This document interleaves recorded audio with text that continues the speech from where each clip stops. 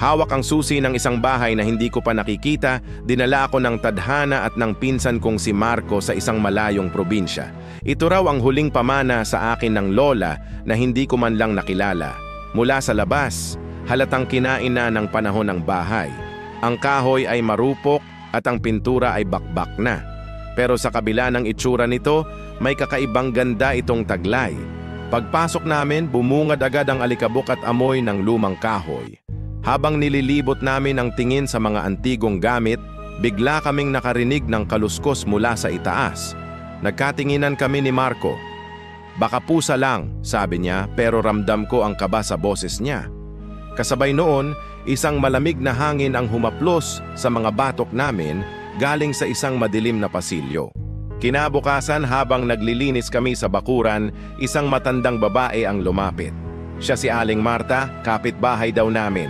Matapos ang maikling kumustahan, bigla siyang sumeryoso. Tinitigan niya kami ng diretso sa mata at sinabing, "Iha, iho, isang bagay lang ang ipapakiusap ko. Ano man ang mangyari, huwag na huwag kayong bababa sa basement." Nagtaka kami sa babala niya. Ayon sa kanya, ang mga dating nakatira raw dito ay bigla na lang naglaho na parang bula. Ang huling sabi-sabi, may naririnig daw silang kakaiba mula sa ilalim ng bahay. Hindi namin pinansin ang sinabi niya, iniisip na pananakot lang iyon ng matanda. Pero nang gabing iyon, habang mahimbing na kaming natutulog, nagising kami sa isang malakas at paulit-ulit na pagkatok. Pero hindi ito galing sa pinto o bintana. Galing ito sa sahig, sa ilalim namin. Dahil sa takot at pagtataka, hindi na namin napigilan ang aming mga sarili. Dahan-dahan naming binuksan ang pinto ng basement. Amoy lupa at nabubulok na kahoy ang sumalubong sa amin. Sa dilim, isang figura ang unti-unting nabuo, isang anino na mas madilim pa sa gabi. Wala itong mukha, pero may dalawang mata itong kumikislap na parang nagbabagang uling. Ang mga daliri nito, mahahaba at matutulis. At mula sa kadiliman, isang bulong ang umalingaw-ngaw, paulit-ulit, na nagsasabing, "Umuwi ka, umuwi ka."